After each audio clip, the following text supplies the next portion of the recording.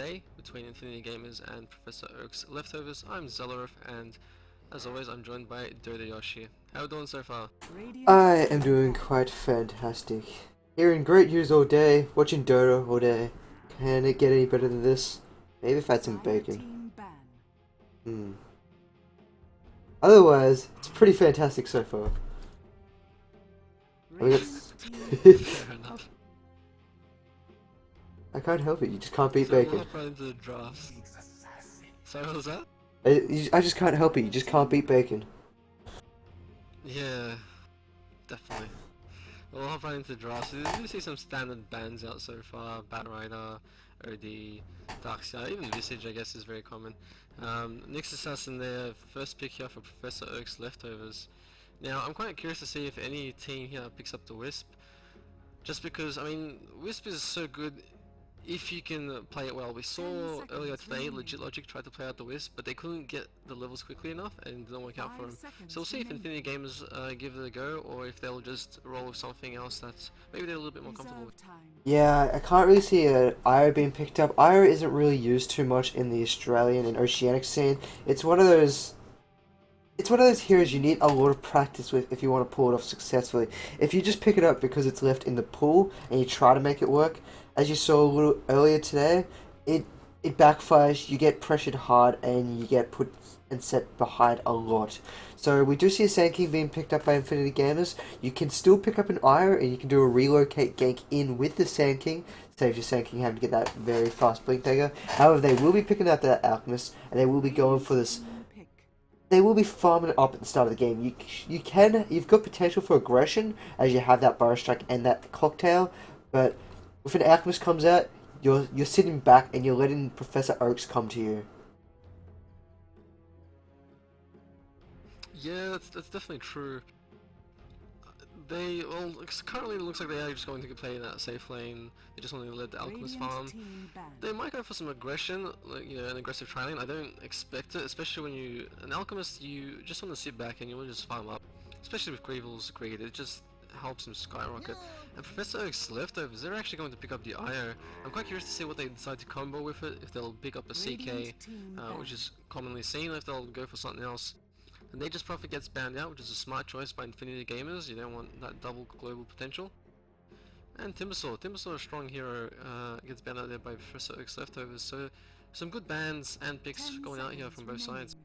I'm really surprised to see that IO being picked up, as you mentioned. I'm. It's going to be interesting to see if Professor Oak's Leftovers can play this IO to its full potential, if they can get that early level 6. That level 6 timing on a Wisp, you're looking about 12 to 15 minutes. If you can get it there, most of the other heroes around the map may only have 2, 3 levels on top of you, and if you can get in there and catch them off guard, you can grab a lot of XP, a lot of gold, and a lot of potential for your side. But it all comes down to the laning phase.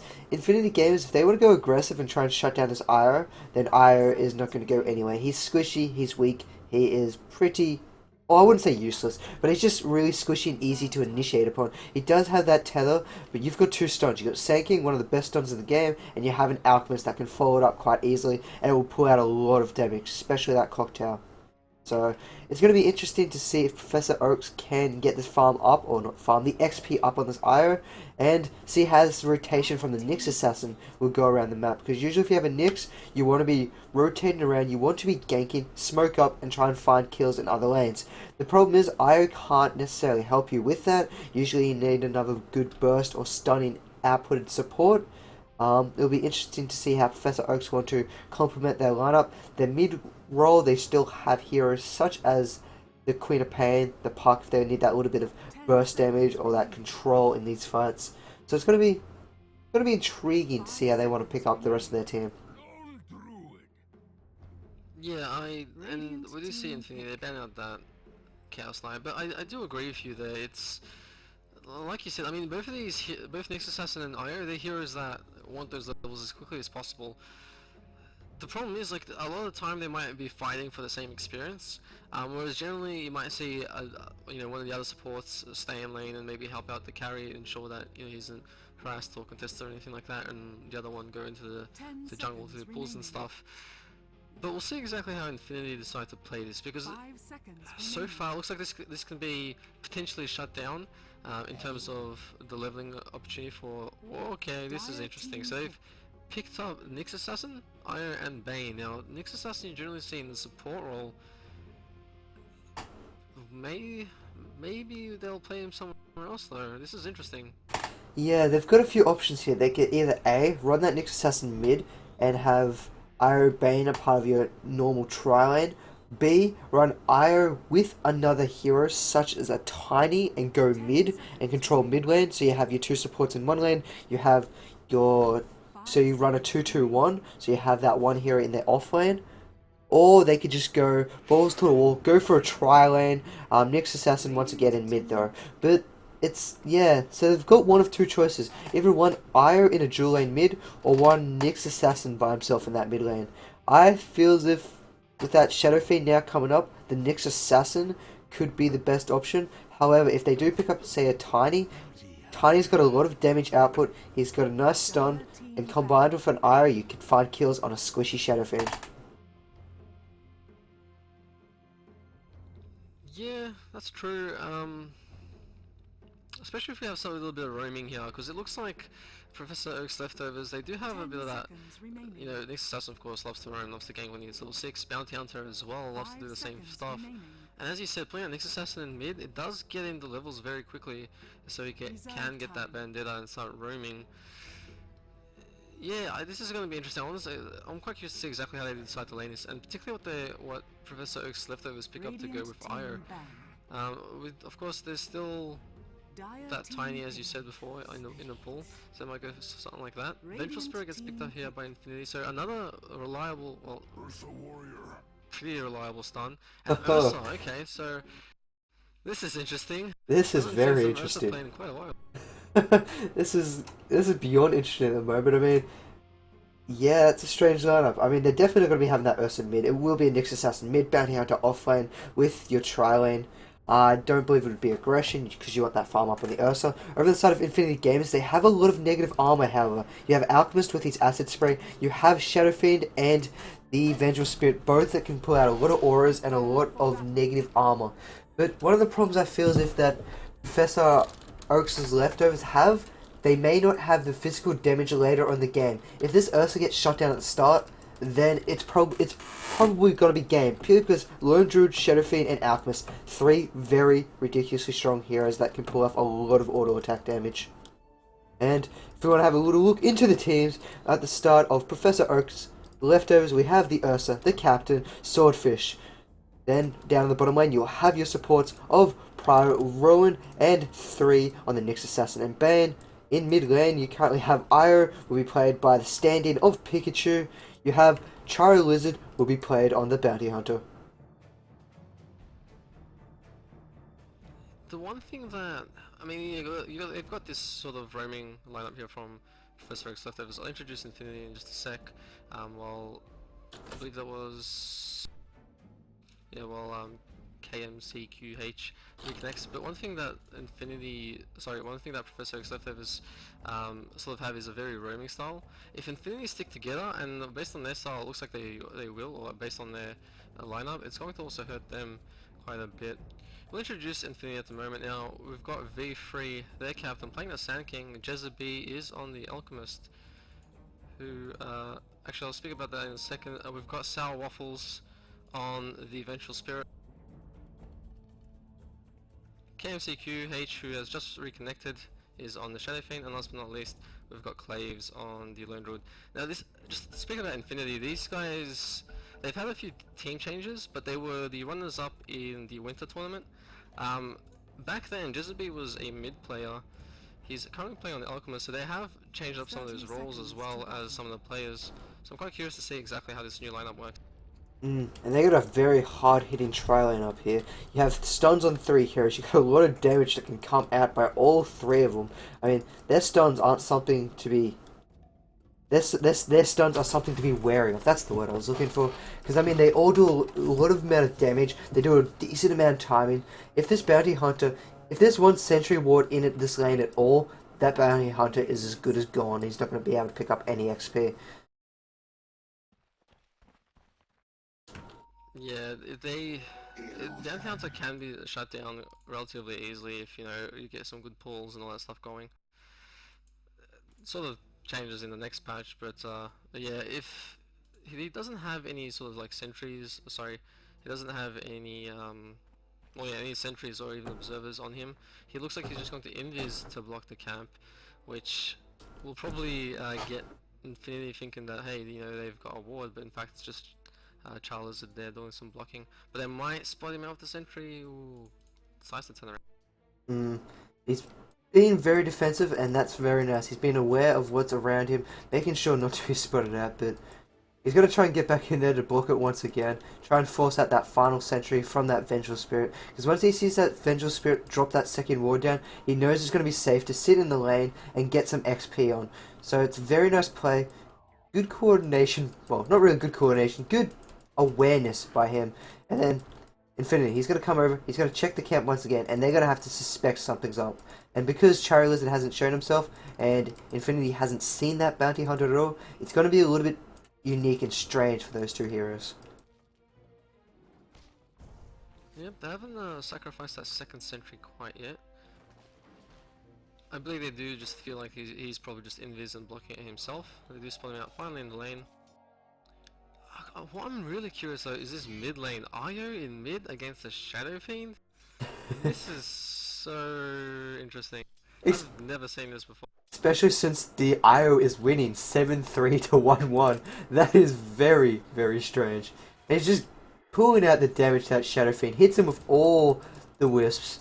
And he doesn't have any consumables left. He doesn't have enough money for a bottle. If IO really wanted to, he's now popping the salve. He could go ahead and try and finish off the Shadow Fiend next time he's got spirits up. But he's not going to have that now as he popped that tether. He's not going to have anywhere near enough mana. But that is very strange. He's still pushing him towards forcing him into his own jungle. That is very crazy. Down bottom lane, actually, they're going in on top of Lone Druid. Impale, nice thunderclap, and that is a kill. Going to the Lone Druid. Going to the Ursa. Yep, that's the one I meant. They're both bears. I completely lost myself there. Yeah, but it's a nice pickup there by Professor Oak's leftovers. They certainly want to have those other kills, particularly on that Lone Druid, because Lone Druid, he can snowball as well very, very well, and he does relatively well in an off lane. Once he starts getting that bear, or you know, once he hits that 4-5 mark when the Tangle comes out as well, it really is annoying. And Shadow Fiend! And wow. Actually gets killed off by Io. That's unique. That is very, very unique. That I have never seen before. I'm lost for words. Yeah, I don't know what to say. That's extremely well played there by Pikachu. He's going in again. He wants more. Hey, look at that. All those wisps already putting Shadow Fiend down to half health. I mean, Shadow Fiend's now got a bottle so he can stand up a little bit longer, but how much longer before the Io comes back at him? That's the real question. Yeah, I can't believe he's winning that lane. Especially this hard. I mean, the Shadow Fiend's only got 6 last hits and 3 denies. Compared to Wisp, who's got 11 to 18. It's just... it boggles the mind. Yeah. Those orbs. They're a pain. I mean, this is fantastic for the start of Professor Oak's leftovers. With this Io getting this really fast level 6, getting this early kill, and he's going again. Can he find it though? He does find a second kill in mid lane against the Shadow Fiend. Just, wow. Wow. But as I was gonna say, he's got this very, very early level 6. I mean, it is ridiculous. He's already relocated down bottom, and they found the kill down on bottom with the rest of his side. It wasn't even needed because they died past that tower. But just with that map presence, it would have shut down any kind of retreat that they had available. And, well, Lone Druid, he's not happy. He's going to rotate into the jungle. I mean, this bottom lane's gone. Middle lane has effectively gone to the Io. And we will see how Io wants to build next. Does he want to go for a fast mechanism? Or does he want to go for a bigger item? Since the way his game's going, he could probably afford it within this 18-minute mark. Yeah, he's got the double Gonzler strength, so he might pick up just the Urn very early. He has just picked up a set of boots for now. This mid lane has actually just been pretty much given up. Shadow Fiend has gone into the jungle to get some creep kills, and this IO. He's just got free farm in mid. He's got level 6. In fact, he's level 7 now, but like he's able to tether up now if he wants to. Although I don't think he will quite yet. I mean, this Ursa is doing quite well in the bottom lane as well. So, you know, the ganks aren't quite right there. They need a few more levels across the board still, but this is just. Yeah, I don't know what to say. I mean, this bounty hunter is doing as good as well. Like, it's not just that Professor Oak's leftovers. You know, they're certainly winning the mid and bottom lanes. And top lane, I guess, could be a little bit better for them. You know, Charizard, he's almost level 5, and once he's level 6, it certainly will help him. And he'll start roaming around getting those tracks off. And after that, I don't know what Infinity can do. I mean, they're gonna have to really stick together and win the team fights. They're gonna really have to rely on this Alchemist. I mean, at the moment, Alchemist is getting a solid farm. I mean, he's not up to the Ire or Ursa standard of farm, but he's always got that greed. And that can pull him back into a game in a matter of seconds if there's some nice stacks going on. That's one thing I wish Infinity was doing. I mean, they're not finding kills on this Bounty Hunter. I mean, there was a little bit of miscommunication there. Magic Missile, no follow-up stun. They could have probably found a kill. But since there's no real attack going on against that Bounty Hunter, as Ire gets another kill in mid lane against this Shadow Fiend. But there's no real kills going on, so I really feel as if this Vengeful should be back, trying to stack some of these camps, start getting these stacks rolling in for this Alchemist to start farming up. And speaking of this Alchemist, here's a gank coming. Io's going to relocate in very shortly if needed. We got the Impale, it comes through. Vengel's going to die on one side, you're going to have the Alchemist going to self-stun himself through that Nightmare. And now the Satire even wants in on this action, and they will find another kill. Unfortunately, the Shadow Fiend, he tried to come up and try to help out with whatever he can. He's not high enough level. He's only level 5, whereas his counterpart Ire is about to hit level 9. I'm almost like Infinity Gamers. They had that Alchemist sort of, you know, by himself free farming in top lane, and I feel like they maybe should have rotated their supports over to mid to maybe get a gank on that. He's very fragile early on. And you know, as long as with the Shadow Fiend as well, they probably could have gotten a few kills on him. Bounty Hunter can't do too much to contest the Alchemist anyway. Like he can be annoying, but he can't really, you know, stop the Alchemist from having that farm. So I would have liked to have seen a bit more rotation from the supports of Infinity. It looks like we've got initiation. Io's going in. He does almost finds himself another kill, except Bandit will go to Bounty Hunter. They turn to Lone Druid. Lone Druid just gets brain sapped away into infinity. He will fall. And now, Professor Oak's leftovers are now winning 9-0. Yeah, I mean, this is a massive lead for them. I mean, just let's look at the net worth currently. Ursa's still at the top. He's got just under 4k. We'll have that 4k net worth soon. They're actually going on to Shadow Fiend in mid lane. He gets tracked up. They're turning to him. Can they get the final few auto attacks? Magic Missile not enough to hold the attackers off. And that will be another kill. Go to the Ire. 4 kills Ire has all onto the Shadow Fiend. They're relocating top. They're going towards the Alchemist. Jezebel's in a lot of trouble. And the Bounty Hunter will pick up another track kill. That is 3 track kills in under a minute. That is a big gold lead that they're now taking. Yeah, it's huge, and they might even be able to get this Vengeful Spirit. They're going on there. Missing top. Mega kill. Yeah. Good old Ire. On a mega kill at 9 minutes in. That's just crazy. I didn't even know how to. Yeah, I just. Yeah, I'm lost for words too.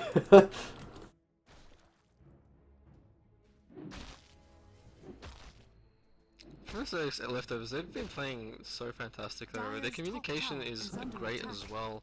You know, with both the relocates, but also in the other game when they found the first blood in bottom, they're just on the ball here. They've got a lot more map awareness as well at the moment. We're gonna blink it by Ursa. He jumps into a group of 4. Tether comes in. They almost find it. There we go. Lone Druid's gone. Nice Sand King stun coming through. Lands onto 2 heroes. Burrow Strike and the Sandstorm burning through those shields, but they don't have any follow-up. Alchemist Stun is currently on cooldown. Ursa gets hit by the magic missile. Will he get final auto attack down? He does get final auto attack down. Vengeful does pick off the Ursa in the backlines. Bounty Hunter does find a kill on Sand King, and then we get a double kill going to that Bounty Hunter, finding another kill. Now they're going to continue going on this Vengeful Spirit. Track is out. There's no hope for this Vengeful. We're going to see a Brain Sap. No, it's currently on cooldown. Bounty Hunter's going to come in and Shuriken touch this one down, and that's another kill. Triple kill going to Charizard. And actually relocate. Where are they relocating? They're relocating into Shadowfiend, into the Roshan pit. Shadowfiend's in a lot of trouble. Can Roshan help out this? No, he doesn't. He turns around. He's on the side of Io, and they will find another kill. The Alchemist Stun will come flying through. It is going to not land on anyone, and Bounty Hunter will take the time to take advantage. Start auto-attacking down. Shuriken gets another kill, and now the Sand King Stun comes through. He does hit the Carapace up. Nick's assassin, so he does the damage to himself, and he's going to try and run it out of there. Ursa, in the meanwhile, blinks in, finds a kill onto Lone Druid. Action all around the map, all going in favour of Professor Oaks' leftovers. Yeah, I mean, in that entire engagement, they got one kill on the Ursa, but they lost so much, and they're gonna. I suspect that this tier 1 tower in mid is gonna get pushed out very soon. And Ursa, he's back in. He wants more blood. Nice stun coming out by the Sand King. He didn't react too badly. Fiend's Grip's out onto that Vengeful Spirit, but Vengeful is now dissipated. And now they're going to be working onto this next tier 1 tower. Jessa, he's charging up his cocktail. How much can his cocktail do? It probably won't do anything except stun himself in it shortly. Oh no, he actually gets it off. It does land. Track goes out onto Jezza B, so he's got to be real careful, or he will find himself fresh food to Charizard. Yeah, I mean, I'm just looking at the hero levels at the moment, and the side of Professor Oak's left And fresh food he is. hold that forward. They come through, they hit the Vendetta and Shuriken, and they find another kill. Yeah, I was just talking about the levels there. I mean, this is the highest level on Infinity is level 7, which is the lowest level on Professor Oak's leftovers. They're just doing so well to maintain control. And they're going on to the Sand King. Sand King's been tracked up. Shuriken Touch comes through. Charizard will pick up another kill. He's on a godlike streak. Nice swap coming by Vengeful to keep himself alive, but it only keeps himself alive for a few more seconds. Shadowfiend comes in. He lands one raise, but that's all he can get. So he will fall shortly after for a double kill going to Swordfish. Now they turn around. There's another kill going to Bounty Hunter, and that's a continuac on his godlike. GG does get called there by the caps of Infinity. Oh, I'm just so surprised at how this game went. Yeah. Insane. Like, I haven't seen Io dominated. Well, I haven't seen an Io against Shadowfiend, let alone an Io dominated Shadowfiend. That is very enlightening, I'd like to say. Mega kill before 9 minutes. Carry West, GG. Yep. Anyway, we will be back with game number 2 very shortly. Game number 1, of course, there being taken by Professor Oak's leftovers. Just like to say thank you guys very much for watching so far. We'll be back in just a moment.